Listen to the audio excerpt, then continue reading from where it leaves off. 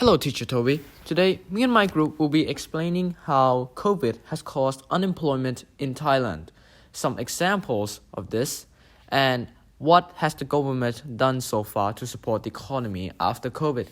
So let's get started. So how did COVID cause this effect?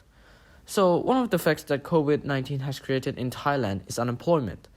Many workers in the field lost their jobs, such as cashiers, fast food workers, businessmen, pilots, etc. This is because of the curfew policy that the Thai government implemented early on in 2019. With curfew, there's no need for these workers, so the unemployment rate in Thailand skyrocketed from 0.72% in 2019 to 1.42% now in 2022.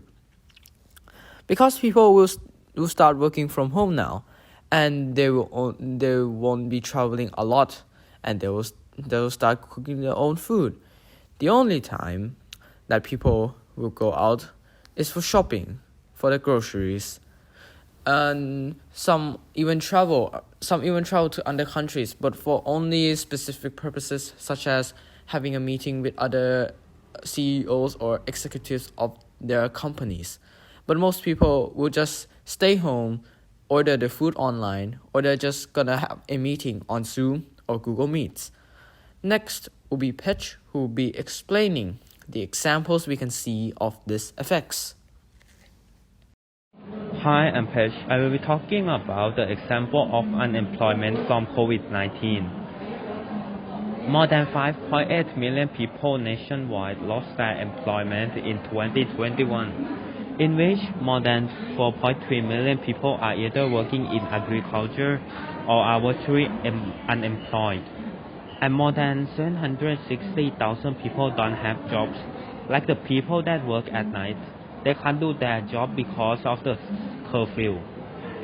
Additionally, more than 780,000 people have jobs but aren't getting paid.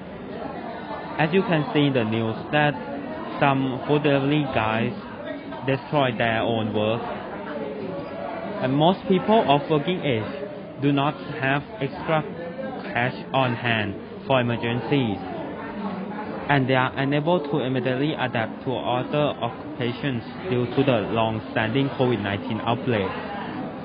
So they are likely to be more unemployed than low-income people, which will diminish their quality of life due to a lack of resources, such as money, opportunities, and knowledge. Next, Nathang will be talking about what has the government done so far to support the economy after COVID-19. After COVID-19 pandemic, the Thai economy was negatively affected and created a lot of impact to the growth in the economy. Thailand's GDP fell by 6.1% in 2020, along with a lot of people who are already in debt being affected by the pandemic. According to the Royal Thai Embassy, the Thai government has already approved economic relief measures in 3 phases to provide help and support to the people who are suffering from the pandemic.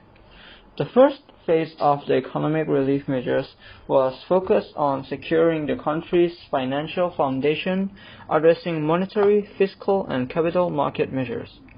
For example, the government savings bank provided up to 150 billion baht worth of low-interest loans to the business owners. Fiscally, the government reduced and redeemed tax for business owners who are suffering. The second phase provides assistance to employers and employees who are financially affected by COVID-19. Government also invested in human resources by providing education such as language speaking and business management to people who are affected by COVID-19. The third phase, government invested 12% of the GDP to support the domestic economy and stabilize the financial system. Out of this amount, 1 trillion baht is allocated to healthcare and economic measures. During this pandemic, Thailand's economy was temporarily stopped. However, the government used this chance to improve and develop a lot of things in the country to be able to do better after the end of this pandemic. This is the end of our presentation. Thank you for listening.